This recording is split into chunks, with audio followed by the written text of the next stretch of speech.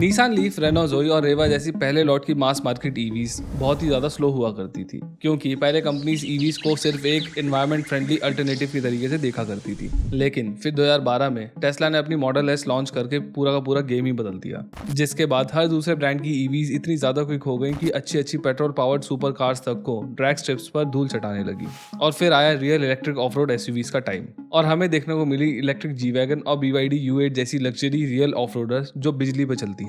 लेकिन ये गाड़ियां बहुत ही ज्यादा महंगी ऑफ रोडर्स हैं, और अगर हम स्पेसिफिकली इंडिया की बात करें तो हमारी मार्केट के अंदर इस टाइम कोई भी real capable of road SUV नहीं है, जो कि शायद से टाटा बदलने की कोशिश कर रही है। टाटा की नई Harrier EV all wheel drive setup के साथ आती है, और इस गाड़ी के अंदर बहुत सारे ऑफ रोड रेजिस्टेंस वाले मोड्स हैं, जैसे कि आपको लैंड रोवर की गाड़ियों के अंदर देखने को मिलते हैं। और अपनी इस गाड़ी की ऑफ रोड कैपेबिलिटीज को दिखाने के लिए टाटा ने इस कार के साथ हमसे ऑफ रोडिंग भी करवाई थी एक डेडिकेटेड ऑफ रोड ट्रैक पर। अब उस ट्रैक पर तो चलाकर लगा कि भाई गाड़ी काफी ज्यादा ऑफ रोड कैपेबल है और अच्छे से अच्छे ऑब्स्टेकल को भी आराम से पार कर पाएगी in most scenarios if not all. लेकिन बड़ा सवाल ये उठता है कि क्या भारत के अंदर लोगों को ट्रू ऑफ रोड कैपेबिलिटीज वाली real of road electric SUVs चाहिए, या फिर ये एक गिमिक से ज्यादा कुछ भी साबित नहीं होगा। आज हम इन सभी बातों को जानेंगे, और साथ ही साथ फर्स्ट मीडिया ड्राइव का जो मेरा एक्सपीरियंस रहा है वो मैं बहुत ही डिटेल के अंदर डिस्कस करूंगा इस वीडियो के अंदर, और इस गाड़ी के बारे में क्या अच्छा है और क्या खराब हम सब कुछ जानेंगे। तो चलो इसकी शुरुआत करते हैं गाड़ी के डिजाइन से। तो गाड़ी के लुक्स की बात कर लेते हैं। वैसे तो हैरियर ही है, कोई नई चीज़ नहीं है इसके अंदर, कुछ ऐसा खास बदला नहीं गया है। लेकिन फ्रंट में ना इन्होंने ग्रिल जो डिज़ाइन दिया है ग्रिल का,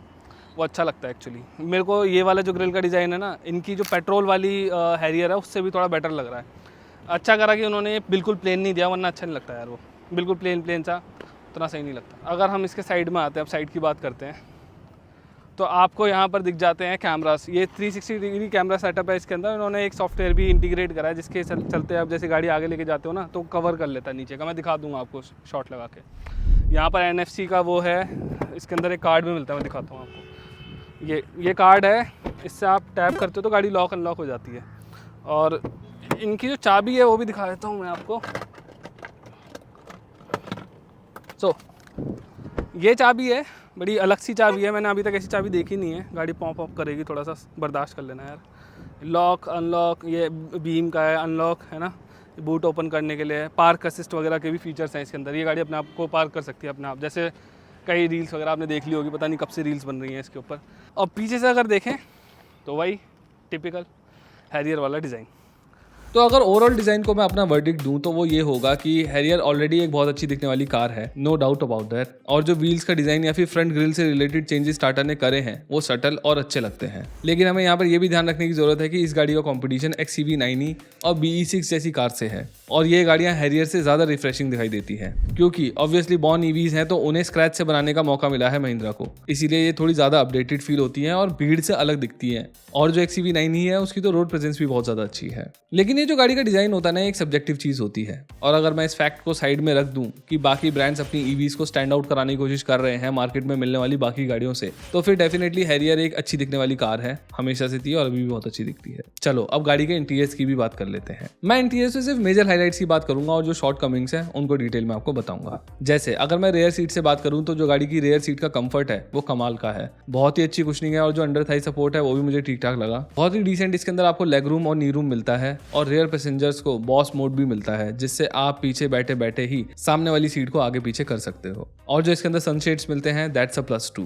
इसके अलावा जो रेयर में हेडरेस्ट दिए गए हैं वो आपको एक्स्ट्रा सपोर्ट भी देते हैं और अच्छी क्वालिटी के भी हैं। लेकिन सेंटर पैसेंजर के लिए हेडरेस्ट नहीं दिया गया है, जो कि मेरे हिसाब से होना चाहिए था, स्पेशली इस प्राइस पॉइंट पे तो आप इस चीज को स्किप नहीं कर सकते हो। वो भी तब जब रेयर में जो फ्लोर है वो पूरा का पूरा फ्लैट है, और ये कार आइडियल है 3 लोगों को पीछे अकोमोडेट करने के लिए, मतलब इतनी चौड़ी है ये गाड़ी के। अगर मैं डैशबोर्ड लेआउट और डिजाइन वगैरह की बात करूं तो ये बहुत ही ज्यादा प्रीमियम दिखाई देती है, नो डाउट अबाउट दैट। कई जगह पर सॉफ्ट टच मटेरियल्स का इस्तेमाल किया गया है थ्रू आउट द इंटीरियर्स, और कई सारी स्क्रीन्स और पियानो ब्लैक फिनिश का जो कॉम्बो है ना, वो इसके डैशबोर्ड के लुक को बहुत ज्यादा एनहांस कर देता है। प्रीमियम लगती है गाड़ी एकदम। और जो इसकी इंफोटेनमेंट स्क्रीन है ना, वो अपने आप में ही एक बड़ा हाईलाइट है यार। अगर मैं इसकी स्क्रीन की बात करूँ तो इसका मुझे UI अच्छा लगा। टाटा कहता है कि ये सैमसंग की OLED डिस्प्ले है, और एक्चुअली में क्वालिटी काफ़ी ज़्यादा अच्छी है। लेकिन जो मेजर हाईलाइट है ना वो इसका UI ही है। मैं इसलिए बोल रहा हूँ क्योंकि मैंने कई गाड़ियों का देखा है और इतना अच्छा UI बनाते नहीं जितना ये लोग बना रहे हैं। बहुत मॉडर्न टच देता है वो इसको। इसके बाद अगर हम इसके सेंटर जो डैशबोर्ड में नीचे वाले पैनल की बात करें, जहाँ पर बहुत सारे इन्होंने फंक्शंस दे रखे हैं, तो सब कुछ अच्छा है, अच्छी जगह पर अपनी जगह पर दे रखा है। लेकिन बटन्स की ज़रूरत है यहाँ पर, मुझे लगता है यहाँ पर बटन्स देने चाहिए। ताकि जब मैं ड्राइव कर रहा हूँ तो मुझे बार बार नीचे ना देखना पड़े। एटलीस्ट कुछ जो बहुत ही ज़्यादा इंपॉर्टेंट फीचर्स हैं, फंक्शंस हैं गाड़ी के, उनके लिए देना चाहिए, जैसे कि हज़ार्ड लाइट के लिए देना चाहिए इनको, ठीक है। एसी की जो फ़ैन की स्पीड है उसके लिए देना चाहिए। एसी के कंट्रोल्स के लिए तो ज़्यादा दे ही दें, और जो अपना हज़ार्ड लाइट है उसके लिए देना चाहिए। 2-3 चीज़ों के लिए दे दें तो भी बहुत सही रहेगा। उससे गाड़ी के मेरे ख्याल में वो लुक भी मैनेज कर पाएंगे, जो फील अभी इतनी अच्छी है वो मैनेज कर पाएंगे वो अपने तरीके से। और क्या होगा कि आपके लिए गाड़ी चलाना और ज़्यादा आसान हो जाएगा, रोड पे फोकस करते हुए गाड़ी चलाना आसान हो जाएगा। तो जो गाड़ी की इंफोटेनमेंट स्क्रीन है उससे तो मैं बहुत ही ज़्यादा खुश हूँ। इसकी क्वालिटी सच में काफ़ी ज़्यादा अच्छी है, जैसे टाटा क्लेम करती है। और जो इसका UI है वो वन ऑफ द बेस्ट है अभी फिलहाल इंडिया के अंदर जितनी भी गाड़ियाँ अवेलेबल हैं उनके अगर साथ मैं इसको कंपेयर करूँ तो। और अगर मैं बात करूँ MID की, तो वहाँ पर भी हर एक चीज़ एक बार में दिख जाती है, आपको बिल्कुल भी परेशान नहीं होना पड़ता है, वो भी बहुत ही ज़्यादा अच्छे ग्राफिक्स के साथ। वरना अगर मैं इसको कंपेयर करूँ BYD Sea Lion 7 के साथ, यानी कि वो महंगी EV जो मैंने इससे पहले चलाई है, तो उसमें मुझे बड़ी कंफ्यूजन हो रही थी। MID के अंदर एक बार में जल्दी से कुछ दिखता ही नहीं है, मैं देखने कुछ जाता हूँ, देख के कुछ बाहर निकल आता हूँ, कंफ्यूजन सी रहती है थोड़ी सी। और उसकी जो इंफोटेनमेंट स्क्रीन है वो भी काफ़ी ज़्यादा डिस्ट्रैक्ट करती है, क्योंकि उसमें भी ना थोड़ा सा कंफ्यूजन रहता है कोई भी चीज़ को ढूंढने में। तो यानी कि UI UX के मामले में ना टाटा एकदम सॉर्टेड है। इस मामले में मैं बहुत ज़्यादा इंप्रेस्ड हूँ इस गाड़ी से। इसके बाद अगर हम इसके सेंटर टनल को देखें तो इसमें हमें गियर नॉब दिखता है, जो कि सॉफ्ट टच मटेरियल के साथ आता है, पैडेड है। इसके अंदर हमें मोड सिलेक्टर के बटन दिख जाते हैं, और ऑफ रोड मोड वाला एक डायल दिखता है, जैसा कि हमें लैंड रोवर की गाड़ियों में दिखता था। और ये जो डायल है ना, ये बड़ा सेटिस्फैक्टरी है। इसको जब ऑपरेट करते हो ना, बड़ा मजा सा आता है इसको ऑपरेट करने में, बहुत ही ज़्यादा परफेक्टली स्लॉट इन होता है। ऑल्सो इस गाड़ी के अंदर आपको डोल्बी एटमॉस ऑडियो सिस्टम मिलता है, जो कि एक बहुत ही बड़ा प्लस पॉइंट है, खासकर मेरे जैसे म्यूजिक पसंद करने वाले लोगों के लिए। इसके अलावा जो टाटा ने इसके अंदर IRVM दिया है ना, वो भी अपने सेगमेंट में शायद पहला ही है इस तरीके का। ये IRVM सब कुछ रिकॉर्ड करता है। इसमें बहुत सारे फीचर्स मिलते हैं आपको। इसमें आप पीछे अलग अलग व्यू से देख सकते हो, जूम इन जूम आउट भी कर सकते हो, और इसके अंदर और भी कुछ खास फीचर्स हैं। और आप चाहो तो इसकी डिस्प्ले को बंद भी कर सकते हो एक नॉर्मल IRVM की तरीके से यूज़ करने के लिए। लेकिन इसके अंदर मिरर फिनिश ना टिपिकल मिरर वाली नहीं दी गई है, जिसके चलते आपको अपना फेस देखने में उतना ज़्यादा मज़ा नहीं आएगा। सब कुछ क्लियर दिखता है वैसे, लेकिन ये डार्क मिरर है। और हाँ, इसी के अंदर आपको फेस देखना पड़ेगा, क्योंकि ड्राइवर साइड के सन वाइजर में वैनिटी मिरर नहीं दिया गया है, जो कि वैसे तो इस प्राइस पॉइंट में मिस नहीं करना चाहिए था। ऊपर से जब आप डिस्प्ले वाला IRVM दे रहे हो तो थोड़ा और ध्यान रखना चाहिए था कि भैया दे दिया जाए। बाकी ओवरऑल लुक एंड फील में मेरे को इंटीरियर बहुत ही ज़्यादा अच्छा लग रहा है, उसके अंदर मैं कोई भी शिकायत नहीं करूँगा। हाँ, जो थोड़ा सॉफ्ट टच मटेरियल्स हैं उनकी क्वालिटी को थोड़ा और इंप्रूव कर सकते थे, लेकिन वो कोई डील ब्रेकर नहीं है, अच्छे हैं वो भी, ठीक है। और बाकी सब इंटीरियर के अंदर वैसे भी ठीक है। चलो अब हम बात करते हैं उस फीचर की जिसकी बहुत सारी रील्स आपने देखी होंगी, यानी कि पार्क असिस्ट।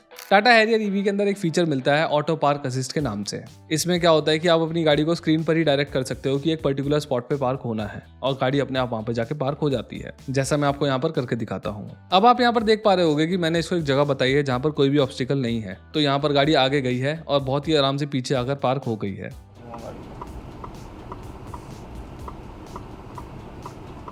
वैसे ही जब मैंने इस गाड़ी को रोड के साइड में पार्क करने की कोशिश करी, तब भी ये गाड़ी आराम से लग गई। वहाँ तो रही है, पर जब हमने फर्स्ट टाइम इस गाड़ी को दो गाड़ियों के बीच में पार्क करने की कोशिश करी, तो फर्स्ट टाइम में ये गाड़ी पार्क नहीं हुई और इसने पार्किंग अबॉर्ट कर दी।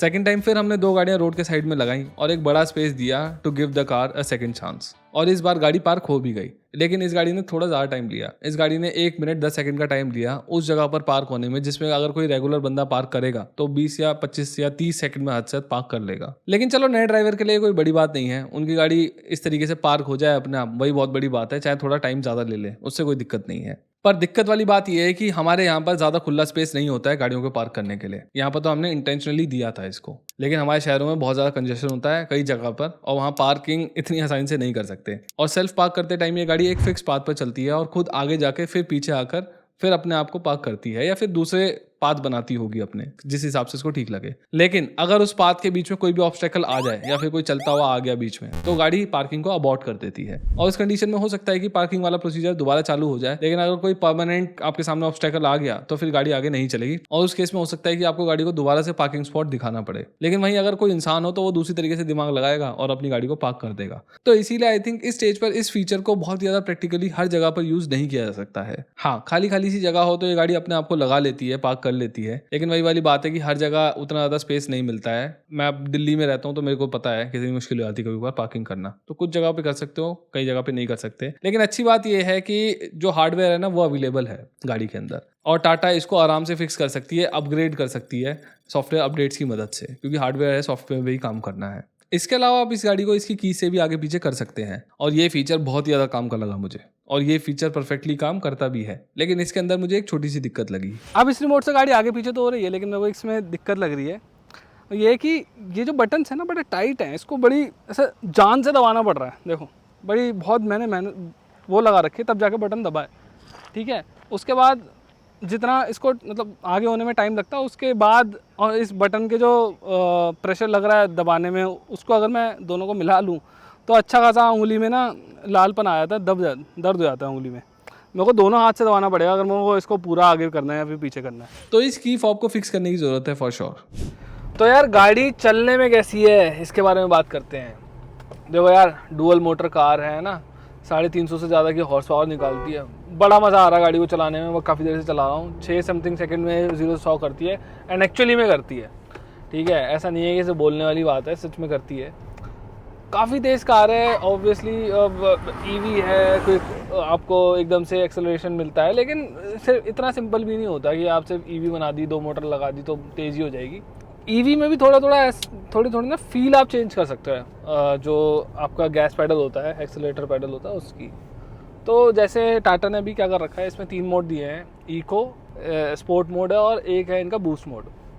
जो बूस्ट मोड है ना इनका, वो सबसे ज़्यादा तेज़ चलने वाला मोड है, उसके अंदर गाड़ी आपकी पीक परफॉर्मेंस पे रहती है। और जब ये बूस्ट मोड में होती है तब इसका जो स्टीयरिंग फीडबैक है वो अच्छा खासा वेट पकड़ लेता है, जो इसका स्टीयरिंग है वो वेट पकड़ लेता है, कॉन्फिडेंस ज़्यादा देता है आपको। तो देखो गाड़ी स्टीयरिंग वे अप तो होता है, दैट्स फॉर श्योर, लेकिन थोड़ा सा नकलीपन तो लगता है। ऐसा कोई डायरेक्ट आपको बहुत ज़्यादा फीडबैक नहीं मिलता है, मतलब जैसे रोड का मिलता है ना बाकी गाड़ियों के अंदर, कुछ गाड़ियों के अंदर, वैसा तो नहीं बोलूँगा, लेकिन अच्छा है, कॉन्फिडेंस देता है आपको। दूसरी चीज़, अगर मैं हैंडलिंग की बात करूं तो मैंने नोटिस करा है कि हाई स्पीड्स पर भी ये जो वाइंडी रोड्स हैं इन पर भी अच्छा खासा कॉन्फिडेंस दे रही है गाड़ी, उसमें कोई दिक्कत नहीं है। खासकर अगर आप इसको बूस्ट मोड में रख रहे हो तो फिर तो टेंशन ही नहीं है आपको। बस इसके अंदर मुझे क्या लगा कि थोड़ा सा ना बॉडी रोल है गाड़ी के अंदर। ऑब्वियसली इतनी भारी गाड़ी है, ऊंची गाड़ी है, तो बॉडी रोल होना ही होना है, तो वो है, लेकिन डरावना वाला बॉडी रोल नहीं है। ऐसा नहीं कि आपको स्पीड बहुत ज़्यादा गिरानी पड़ जाएगी, लेकिन फिर भी इस गाड़ी के हिसाब से तो बहुत ही ज़्यादा अच्छा है। कमेंडेबल जॉब करी है टाटा ने यहाँ पर हैंडलिंग के डिपार्टमेंट में, उसमें कोई शक नहीं है। अच्छा मज़ा आ रहा है गाड़ी को चलाने में, फन टू ड्राइव कार है, चाहे आप इसको ऑफ रोड ले जाओ, चाहे फिर आप इसको ऑन रोड ही चला लो।